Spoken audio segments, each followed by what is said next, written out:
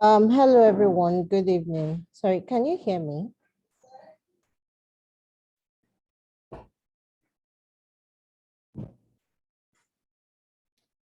I'm sorry, please, if you can hear me.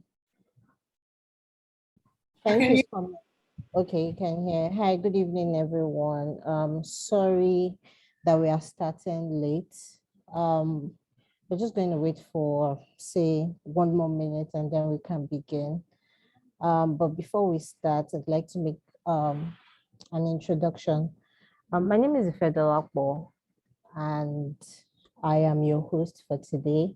I am also the head of brand marketing and communications for Enyata. We're a software engineering company, meaning that we build products, we design products, we see, the idea conversion of businesses into market-ready products. Today we are going to be talking about tech sales. And the truth is, as a software company, we ourselves realize how important tech sales basically is for a tech company, because the truth is there really isn't anything that you want to do as a business. There is no drive, no mission that you're dedicated to that isn't really driven by sales. If you're not making sales, you really I don't want to say you're not doing anything as a business, but sales is basically the thing that anchors the business in terms of the operation. So today we'll be talking to Kika Osiagwu, who is a sales associate for PayStack. Good evening, Kika. Can you hear me? Hi, yes, I can hear you loud and clear. All right. I'm not the kind of person to make introductions for people. So could you please go ahead to introduce yourself? Sure. Apologies if my voice sounds a little tired. It's been a long day, but I'll try to be as, bubbly as possible. So my name is Kika, and I work with the sales team at PayStack. And I have been at PayStack for the last 3 years and 3 months, primarily driving sales conversations with businesses of all sizes. So I started my career actually in law because I'm trained as a lawyer and called to the Nigerian bar, but I quickly realized it wasn't what I wanted to do. So I pivoted to marketing communications, and then from there I found myself in the sales organization at PayStack. And that's where I have been for the last 3 years. So I started off in inside sales, basically selling to, semi-interested buyers. That's people who reach out through any of our communication channels to say, hey, I'm interested in this or that product. And since then, I have expanded my reach to cover outbound sales or field sales, as it were, enterprise sales, talking to, bigger businesses like airlines, the banks and all of that. And right now, what I do, which is something I'm very excited about, is that I sit in the startup programs function, primarily driving or leading conversations or sales conversations with startups. So yeah, that's it about me.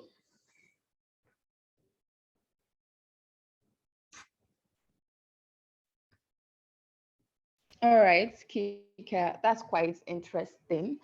So how long have you been at PayStack? And for you being in tech sales, how's it been? How's the experience been? Okay, so to answer the question, I've been at PayStack for about 3 years and 3 months. So it's been a very interesting journey. My work at PayStack was my first introduction to tech to sales and to tech. So it was a lot of firsts for me. So it was a bit challenging getting acquainted with, different things from a product, perspective, and even learning the craft of sales. So yeah, it's been a very interesting journey. It's not without its challenges, but it's also been very rewarding. And I would say that I'm also lucky because I work with a team that is very kind and willing to, take a moment to make sure that everyone's up to speed and everyone has all the tools they need to do their jobs well.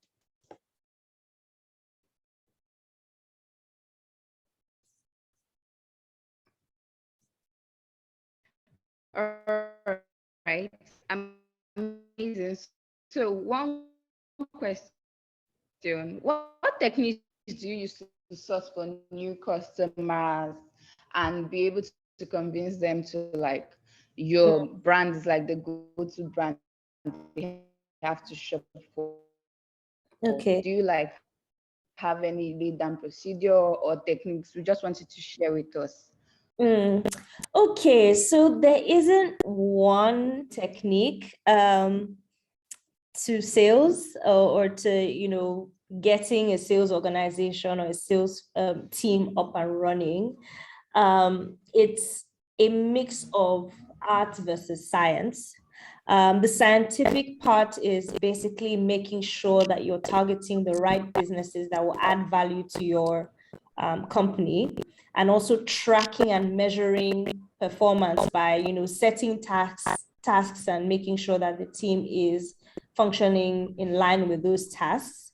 And the artistic part is, the softer things like communicating clearly with the people that you will be interacting with, as well as building relationships. So, while there's no, cut and dried way to approach sales, I would summarize a recipe for success to be combining, having a strong process in place, having a strong pipeline, and then, persistence as well. So pipeline, process, persistence, those three things would be the ingredients to, sales success.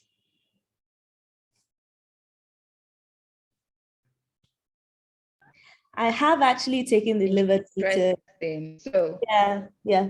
I actually took the liberty to, do a few slides to, go through a few, growth tips that I've found to be very helpful. So when we're ready, I'm happy to go over those as well. All right, sure, you can go over them now. I think Okay. we're willing to like. Yeah. Okay. Sounds good. Sounds good. All right. I think that I would love for this to be an interactive session. So I might be asking questions from time to time. So what I would like from everyone in the audience is maybe if I ask a question, you can use the chat to respond, and then we can interact and get to know each other better as we go along. So I'll share my screen now. Okay, would you mind giving me privileges to share my screen so that I can give it a go?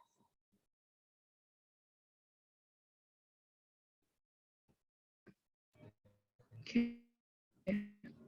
Cool.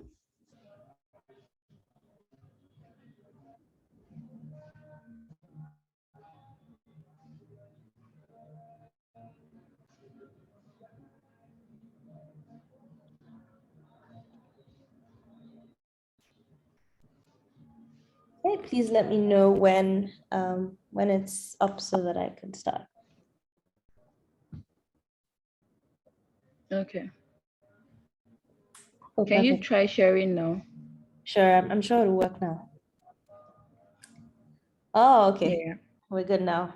Let me just pin this. Yeah. Okay. So welcome, welcome, welcome, guys. Like I said, I want this to be as interactive as possible. So I'll try to engage and, do pulse checks to see how well we're getting on. So today we're going to be talking about effective sales technique for company growth.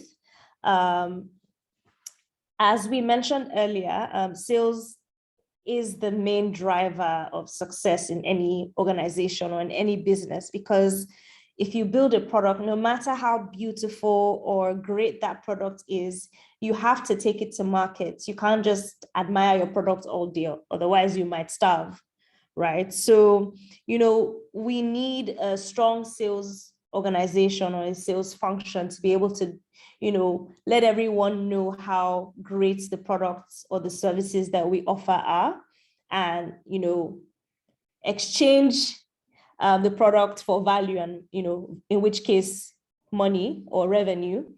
That's one of the major reasons why it's important for us to discuss sales techniques, especially as it affects tech companies and, startups and businesses that are enabled or driven by technology.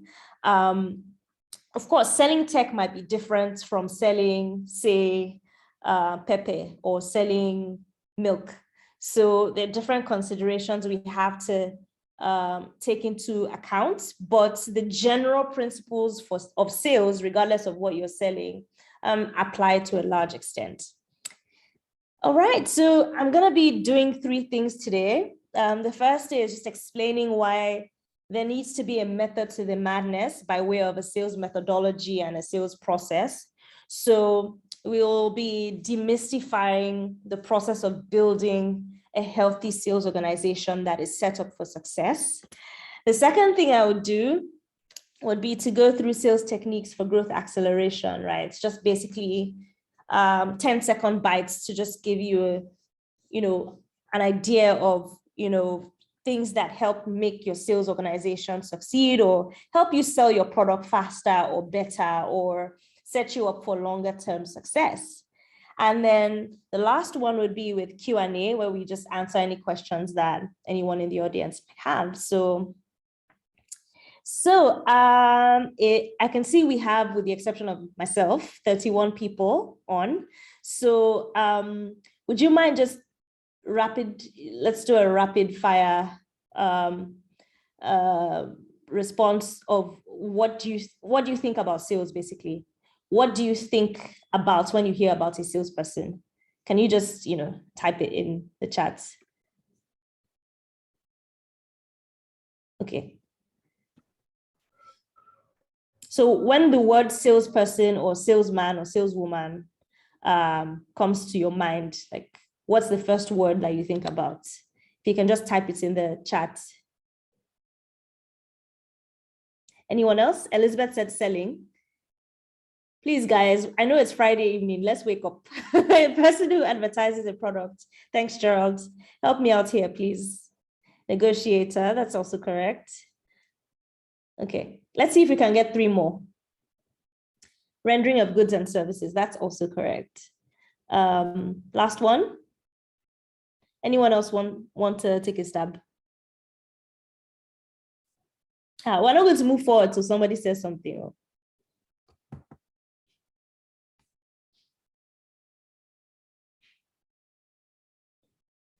Okay, I think we're good. Thank you, guys. Thank you, Elizabeth. Thank you, Gerald. Thank you, Evelyn and Oyi. Sorry if I murdered your name. I really apologize. So we can just jump straight into it. Yeah. So why do we need a sales methodology and a process? So I'll just start by explaining what a sales methodology is. So when you have a product that you're selling and you've built a company or you've built a business, right?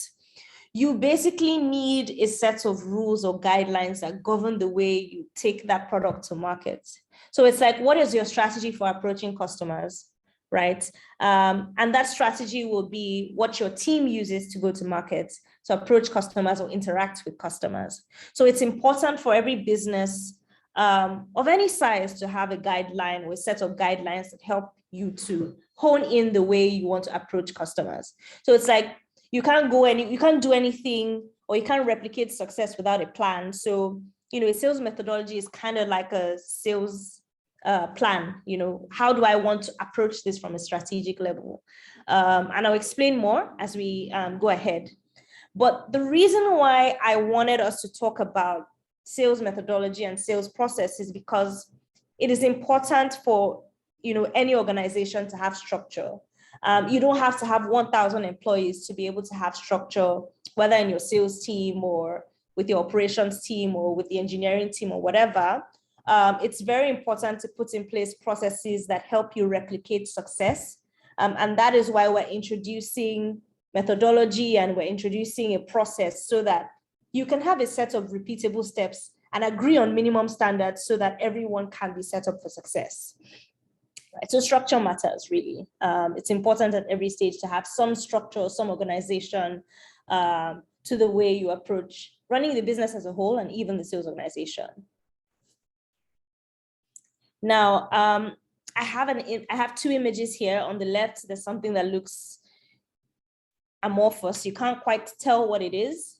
While, like, on the other hand, on the right, there's something that looks like a well-oiled machine, right? So part of the reason why we want to have structure is so that we can build processes that help us grow and helps to increase your revenue. Because of course, part of the reason why a business might be in force is because we want to make revenue and we want to make an impact, regardless of what you're selling or regardless of what you're building. So that's why it's important to put together a sales process and a sales methodology that work hand in hand to make sure that you are making the best use of the products that you have produced.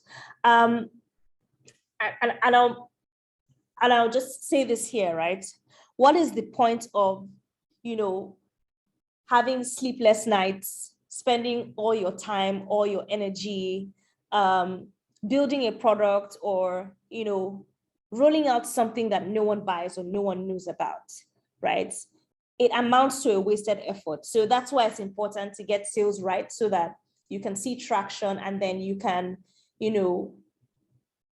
get your product in front of the people who need their problems solved with the product that you have to offer, right? Yeah, so just move on here. Okay, so earlier I talked about a sales methodology, which is like a plan or a strategy to say, okay, this is how we want to approach sales. And that ties into the question that was asked earlier about, how do you, what strategies do you employ to, succeed in sales, right?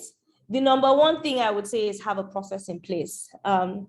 If you were to have a process in place, every step you need to go through to succeed as a salesperson, you will be able to measure, track, and also keep yourself and your team accountable because you have set repeatable steps in place to be able to make success happen, right? And now, what is a sales process?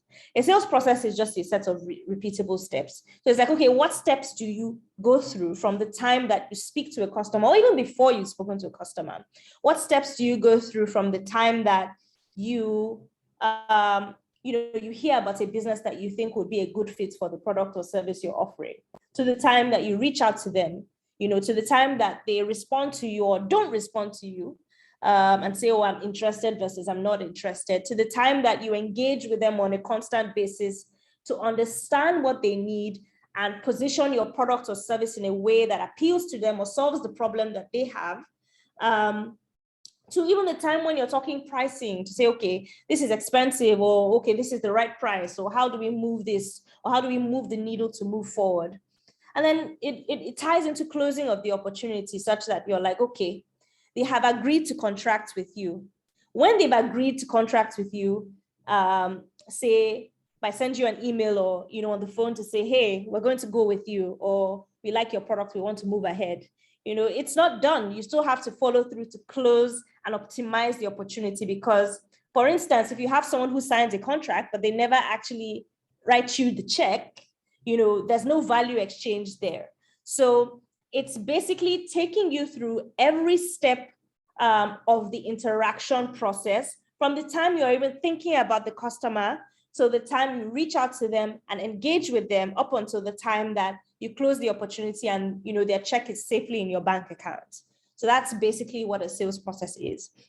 Now, there's no real, there's no specified format that you have to implement for a sales process, but I like to use this 3-step sales process. If you think about it, it's really 6 steps because there are 2 words in each stage, but I like to break things down in 3s because it just makes it easier to understand. So on the first side of things is prospecting and discovery. Who are your key market segments? Who are the people who have problems that it's only your product that can solve those problems? Those are the people that you should be focusing on, right? For instance, I work at PayStack. An airline, for instance, a local airline, let's say maybe Ibom Air now would be a perfect customer because they have an online payment channel, and then they receive a lot of their bookings online. So that makes them the perfect customer for me, right? So for instance, a way to identify a key market segment would be, okay, Ibom Air is a great potential customer. Are there any other lookalikes to Ibom Air? What other businesses are like Ibom Air that I can actually target in parallel? Because the more the merrier, and the more the merrier means more money in your pockets, right? So just as you've identified that, oh, the aviation or the airline sector or vertical would be a good customer for a payment product, you could also identify financial services or, any other sectors that you believe that your product adds the most or very good value to, right? And another thing would be to keep an eye out for early adopters. And I'll give you an example of what that means. Who are the few customers that I can build a relationship with and I can close opportunities with, and that I can use them sort of as a learning opportunity to see how well my product responds, or how well the market responds to my product, right? So these early adopters can sort of be your pilot customers. You build a relationship with them. You're essentially building for them based on the needs and the problems that they have. That is also something that would help. So in identifying the key market segments, reaching out to people, trying to research and find out whether this business really is a good fit with yours. You're doing prospecting and you're also doing discovery because you're trying to find out, all there is to know about the business and how you can also help them. So like discovery is not just about finding or reading up about the business for the sake of it. It's also trying to find out how you can solve a problem that they have and do it very well. Right now, the next step would be engagement and negotiation. So, it's the dance you sort of do with the customer, from the first email or the first cold call, the first warm introduction that is made to that customer, right? So we need to find creative ways to keep the customer engaged and make sure that we're asking the right questions that basically put salt in the wounds of the problems that they have the most. You can ask questions like, okay, can you tell me how, can you walk me through how this works today? Can you let me know some of the biggest problems that you want to solve today are? Questions like, what does success look like for you, right? In a perfect world, what would you rather have? In listening more, you're basically trying to understand what is important to this business. If I can find out what's important to this business and I have a solution for what their most pressing problems are, they will write me a blank check and I will be able to succeed with that sales opportunity. Negotiation also ties into it because you have to agree on certain things, pricing, the manner of payment or the mode of payment, when the service or the product will run from, whether it's quarterly, whether it's monthly, whether it's on demand or per transaction, that sort of thing. That's contained in the negotiation bit.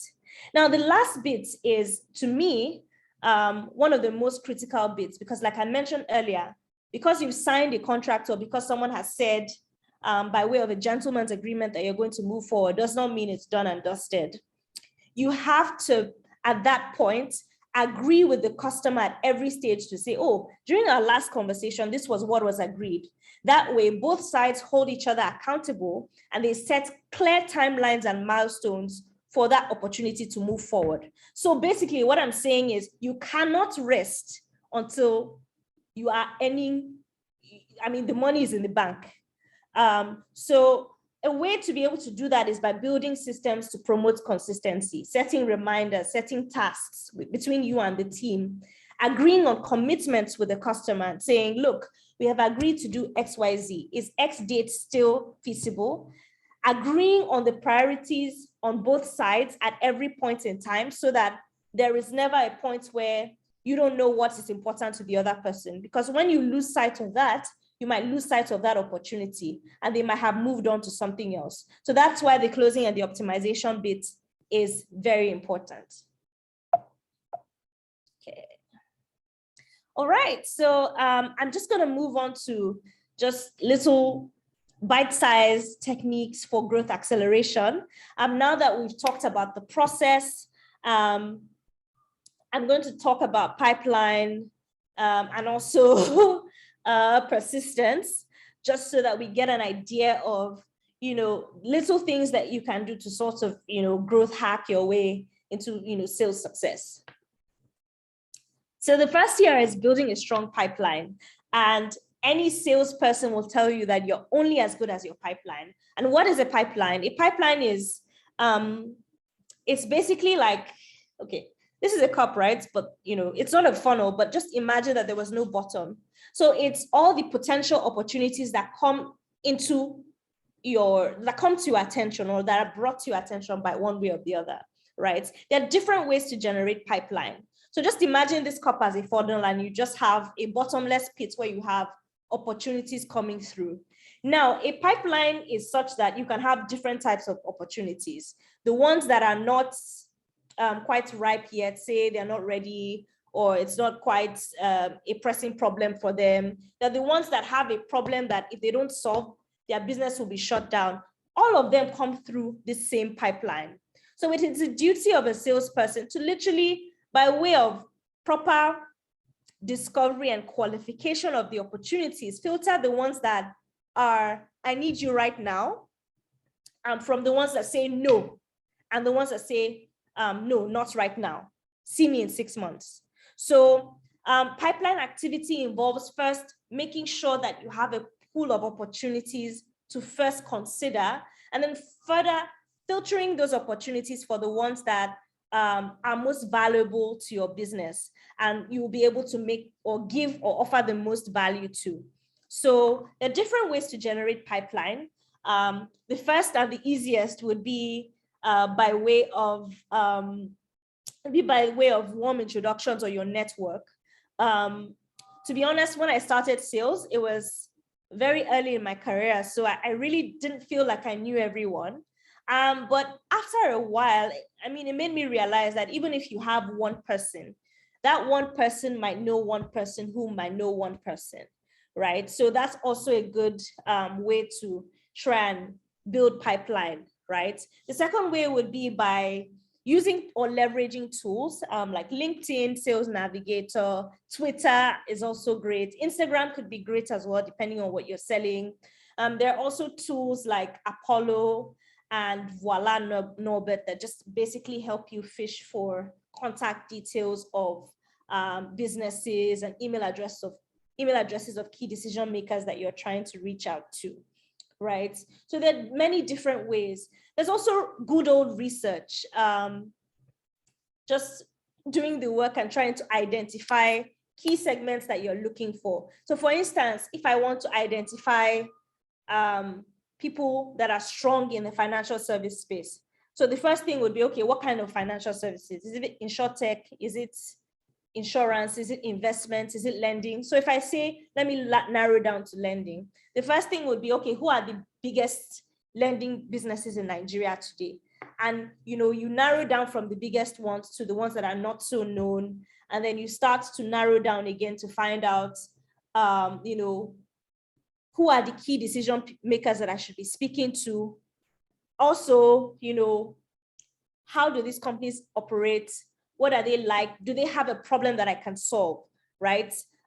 It can be very time consuming, but it is very, very rewarding, because if you have a strong pipeline and you're able to qualify properly, it would be difficult for you to miss. The next one would be identify the decision maker. After you have this beautiful pipeline, you still have to narrow things down to make sure that you're speaking to the right people and you're even speaking to the right organization in the first place. Because there are times where we get carried away with the size of our pipeline. The quality of the pipeline also matters. So all these people that you are calling every day, do you have a problem? Do they have a problem you can solve? If they don't have a problem you can solve, then we have no business speaking to them, because we can't offer them any value. We can't do anything for them, right? So after we've identified those businesses that we believe we can offer the most value to, the next thing would be to identify key decision makers that are most affected by the problems that are to be solved by those businesses, right? And I give an example here, right? Some people like cats. Some people keep cats as pets, cat moms, cat dads, right? For instance, if you are buying cat food, right, the cats don't have that much of a say into the food that is bought. The decision is made by the cat mom or the cat dad or the cat parent, right? Because they're the ones paying the bills and they're the ones who have the agency to make the decision on what should be provided for, right?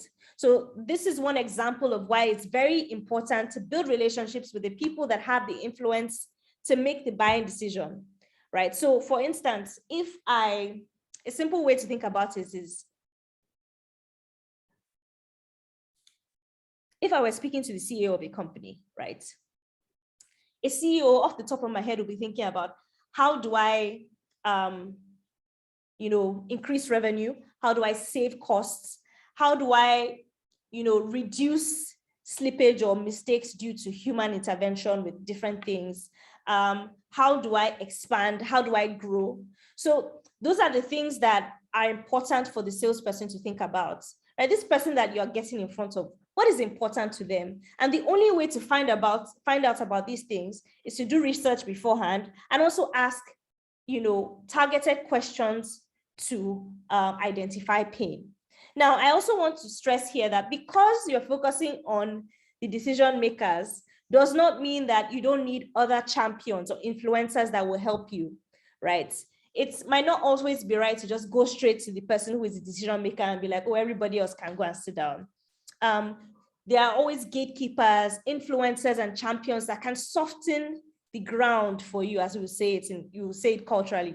Soften the ground and make it easier for you to pass your message across to the decision makers. So it's also very important to cultivate those relationships as well. In fact, I think one of our sales leads at PayStack says, at any given point in time, it's very important to be in contact with at least three people in an organization that you're trying to reach out to. Because if you concentrate all your efforts speaking to one person without diversifying the relationship, if that person leaves or is moved to another department with a different set of priorities that does not align with yours, that relationship is lost. So if you have multiple people within an organization that you're speaking to, it makes things easier. Yeah, I mentioned this before, but it's good to spend time identifying opportunities with lookalikes, right? So it's like, okay, if for instance, Fair Money is in X place and I work with Fair Money, who else is like Fair Money that I can reach out to? It's a very easy way to generate pipeline because you have an idea of what Fair Money, and I'm just using Fair Money as a rough example here. Please don't quote me anywhere. But because you understand Fair Money as one of your businesses and you understand some of the problems that they have, it can help you basically to realize that by understanding Fair Money, you can understand, Fair Money's competitors or Fair Money's industry lookalikes to a certain extent. And that makes your job easier because you know who to talk to, you know where to go, you know what to say. And when they start speaking to you, some of the problems that they have are familiar because you've dealt with them before, right? So that would also help. This is actually one of the most important parts of sales operations, tracking your metrics. I know with sales, it's very easy to get carried away with saying, oh, I must call X amount of people, I must call Y amount of people. But sometimes we're not actually taking stock of the interactions that we're making and measuring if they're effective, right? So when you have, or when you want to guarantee revenue growth, right, you need to maintain a scalable process in a way that is replicable. So what that means is that you need to be able to build a process that works for A in a similar way that works for B, in a similar way that works for C, and so on and so forth on the sales organization, right? And part of the ways to do that is by building a process that is tracked, right? So what kind of metrics should you even track? Okay, one good example would be the customer, like the win rate. A win rate will be, for instance, how long does it take you from the first time you pick up the phone with the customer to the time they cut you a check, right? That is a very good indication to say, okay, this is how long it takes. So if you realize that across all your sales team members, right, it takes you 3 months to close a deal, you should be thinking, oh, how do I think someone's raised a hand.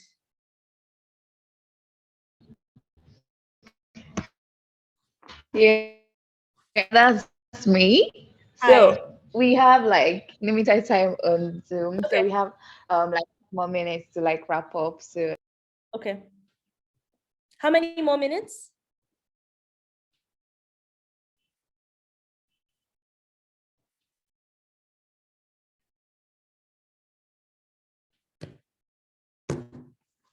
Okay, I think we only have 1 or 2 left after this, so don't worry, we're almost done.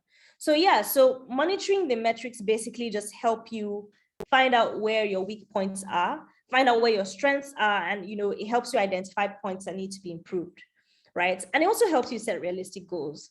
So if you find out that over a consistent period of time, say over a year, the average win rate, and it doesn't matter the size of the opportunity, is 3 months, the data will tell you whether it's realistic to try and reduce that customer acquisition or that win rate to a time, say that is 2 months or 6 weeks or 1 month.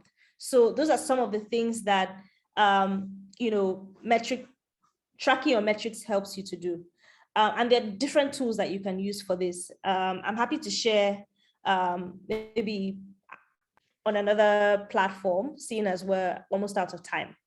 Now, I wanted to quickly say that discounts are not a sustainable conversion strategy.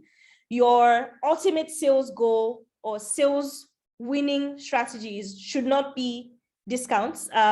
So I found that when you can prove to somebody that a problem that they have is strong enough, or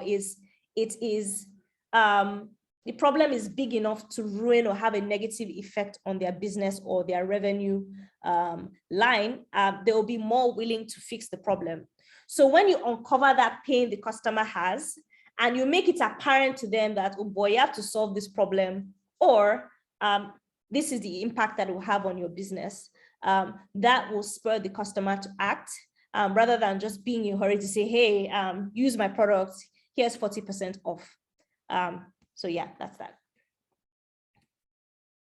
Okay, so the last, this one here is basically showing the customer at every stage that you care about them, you understand their problems, you're listening to them, you are invested in their success.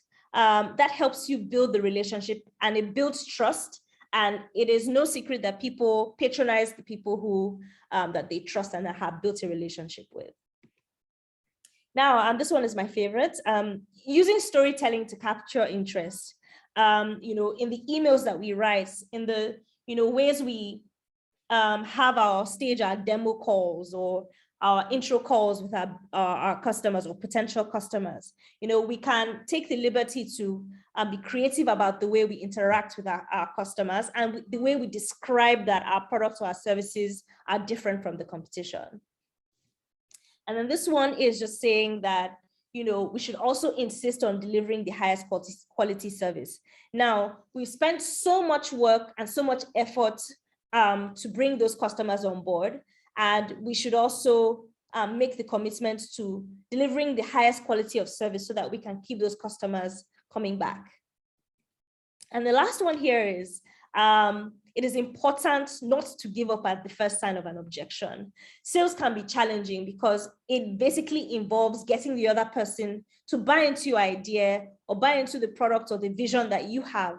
And it can be daunting at times, but it's also very important to be consistent because those consistent motions basically lead to success at the end of the day. If you have the right pipeline, the right process, and you are persistent, it is a recipe for success.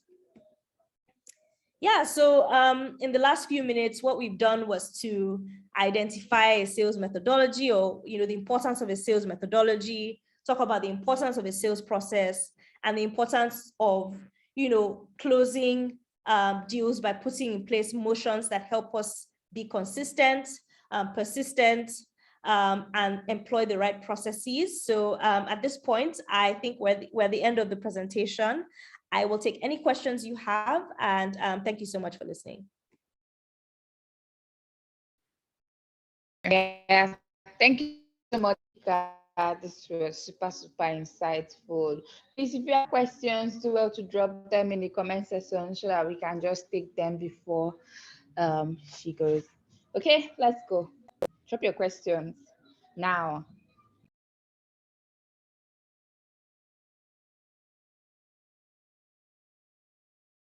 Or you can also unmute yourself and just speak to her.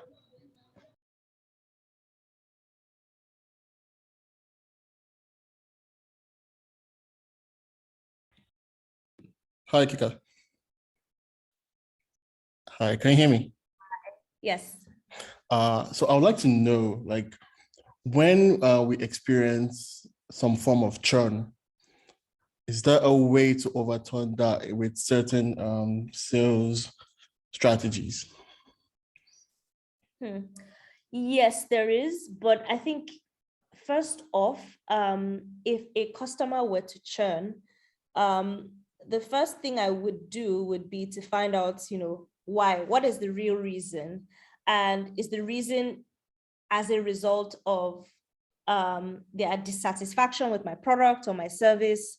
And, if it's possible to, extend a hand to the customer to get some real insights to find out the reason for their decision to leave or stop using your service, right? So if you have the good fortune to get that feedback, it's also insightful so that if it's something that you could have prevented. And if they agree to actually meet you, it might mean that there might be a way for you to win that customer back eventually. So I would start by trying to find out the real reason why that customer has left. Is there data to show by the customer's interaction with your product or service to show their dissatisfaction? Is it for a political reason? Is it because, there's a change of organization or a change of leadership?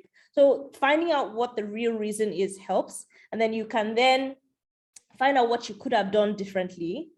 And then basically by way of establishing contact with the customer, by offering maybe incentives, or just trying to work with them backwards to find out how you can win their trust again. Because typically, if it has to do with dissatisfaction with your product, it means that some trust has been broken, and then you have to, take the steps to rebuild that trust if that's possible. It might take some time, but it is possible, and I have seen it happen. Thank you very much. Okay, I have one more question, but I think you have a question on the chat. Okay, let's see. Yeah, someone is asking, how would you Hi, Kika. It's been a brilliant session. How would you describe the ideal pitch for a coach? Okay, thank you, Precious. There are different ways you can approach it, right? Typically, there's a format that you can use. Thing is, it escapes me what specific format, but I'll try. I'll try to articulate it here. So you start with the email, basically introducing what you do. Very briefly. For instance, oh, my name is Kika. I work, with the sales team at PayStack, but I typically don't say that. I might say, oh, I help startups do X, Y, Z. So you want to kick off with sharing what value that the product or service you are offering can offer. And then you can share a little blurb of how this has helped increase. So basically it depends on, or let me backtrack. It depends on who you're sending the message to. The message has to be tailored in such a way that it's important to the reader. Otherwise, they'll just ignore the email and then, they'll move on with their lives. So if it's the CEO or the CFO has an issue with, say, accounting, and you're selling accounting software, right? You can talk about how, your product helps businesses of all sizes to solve X accounting problem, right? So, and that's where your discovery research comes in. Okay, what could possibly be important to this customer? Do I know anything about them? What is the news saying about them? And if there's no information about them, what guesstimates do I have about some of the problems that this particular person might be solving, right? So when you introduce that, you can then say, oh, this is how we've helped X company or Y company. You can relate it to how you've helped them increase revenue or reduce costs or help them improve their processes or automate their processes. And you can do that in a few short words or a few short sentences. And then you want to plug in a call to action at the end to say, would you be open to discussing more? I can, demonstrate the value we're able to offer on a 20 minutes, call or 20-minute coffee next week. So you always want to make sure that every email that you send has a call to action, something to spur the person to take a decision or take an action. It also helps if you have a scheduler so that, you can say, oh, my schedule is available, and you can pick a time that works for you. So basically, to summarize, you have to have some punchline or some punchy statements that draws in the reader. So it depends on who your audience is. So you have to tailor the content to your audience. You have to show how, in a few lines, your product or your service is a value add to them. Something that makes them want to pick up the phone to talk to you, basically. And then the last thing you want to do is have the ask, which is you want a meeting, or you want a presentation date, or you want to be able to demo the product to them. And then you can, sign off with your meeting scheduler or even some additional information about your company and how your business has helped, similar companies move forward. I can't guarantee that you'll be responded to on the first email. Sometimes it does take some time. I have had situations where I will send an email in 2020. I'll send a few reminders. I will reach out consistently until the time where I have to give up because there's no response. And then the year later, this person remembers me and they reach out to say that they're ready. So it does take time, but every interaction has to communicate the value that you can offer so that even when they're not ready, eventually when they're ready to meet you, they know where to find you and they're already convinced that there's some value that you have to show.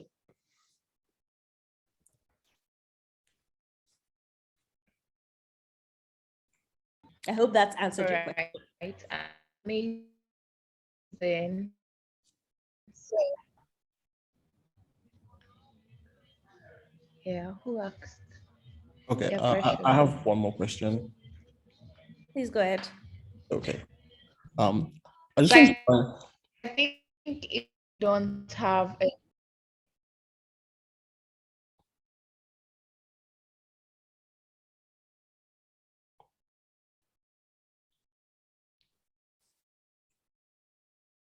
Hello? I will actually, I thought. can I speak now? Just want to know. Yeah. Okay, Kika, can you hear me? Yeah. Okay, so I just want to find out how involved account executives and business development managers are within the product development lifecycle to ensure that you're able to effectively push these sales techniques for your company's growth. Okay, let me just confirm that I understand the question. So are you asking how involved the sales team should be in product decisions because they are the ones who are on ground or in the market? Exactly. Okay, it's clear. So it varies from like business to business or from company to company. In an ideal world, there should be some overlap or some feedback loop between the sales team and the product team. So that, as the product team is building and adding new things, the sales team is saying, oh, don't add this. This is what the customers really need.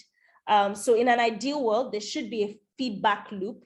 I can't say about the direct involvement that the sales team has to have, but I would say that a feedback loop is important because product is product and sales is sales.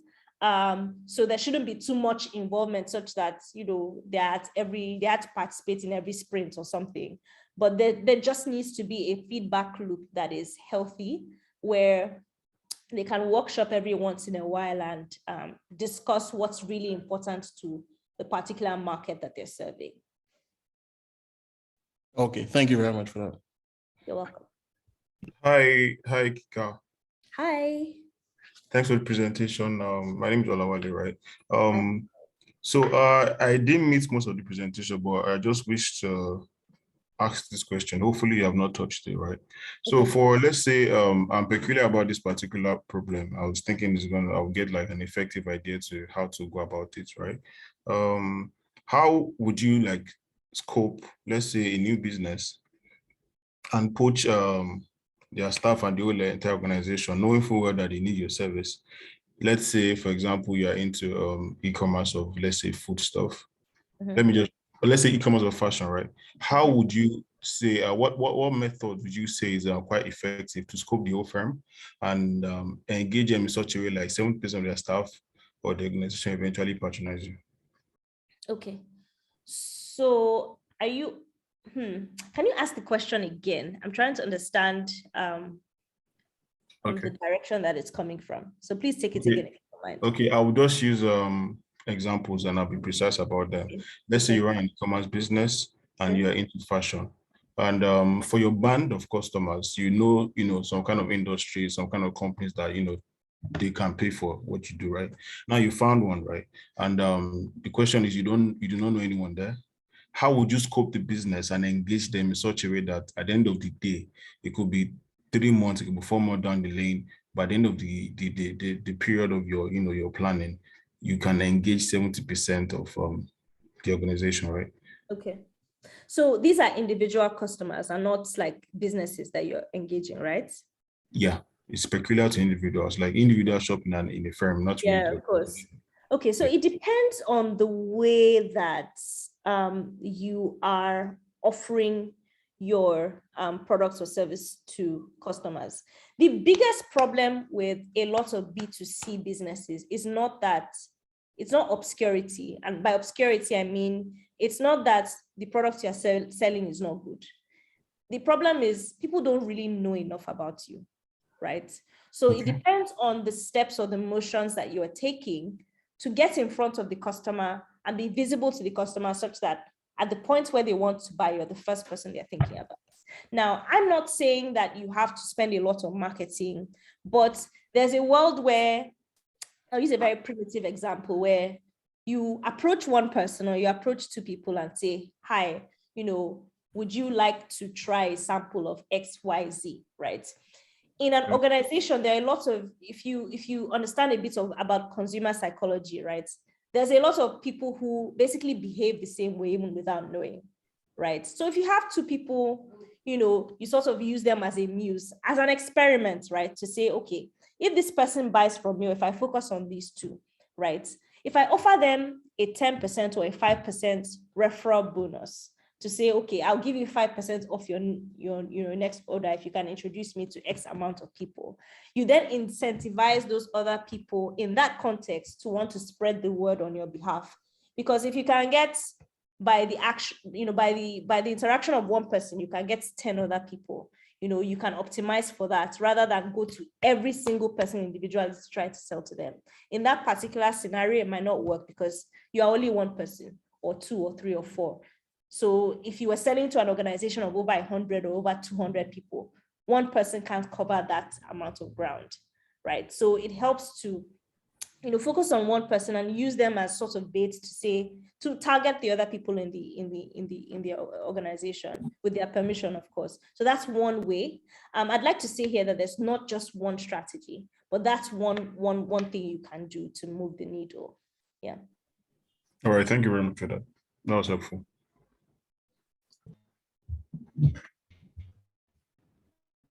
Any other questions? Yeah.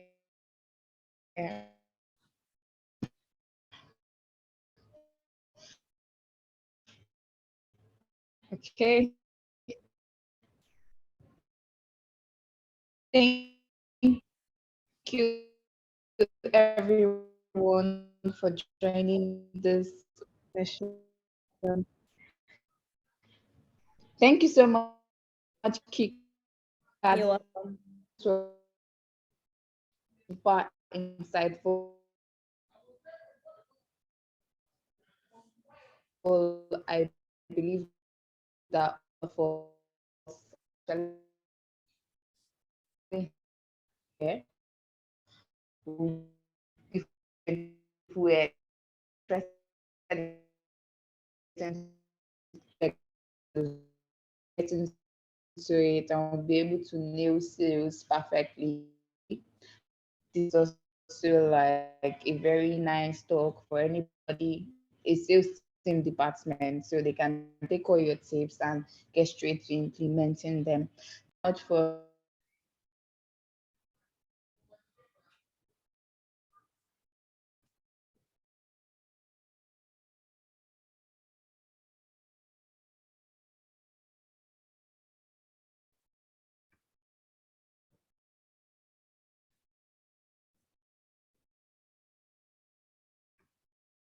of the recording and the slides. I will share the recording.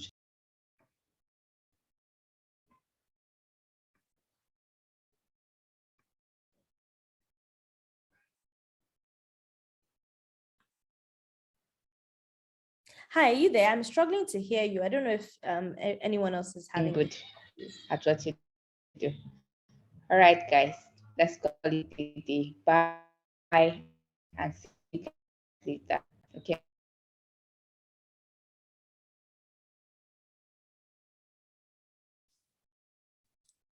Bye, everyone. All right, thank you. We'll be expecting the presentation though, like for us that are not like present all through. No worries. I'll send it to the team and then they'll pass it across. All right, thank you very much. You're welcome.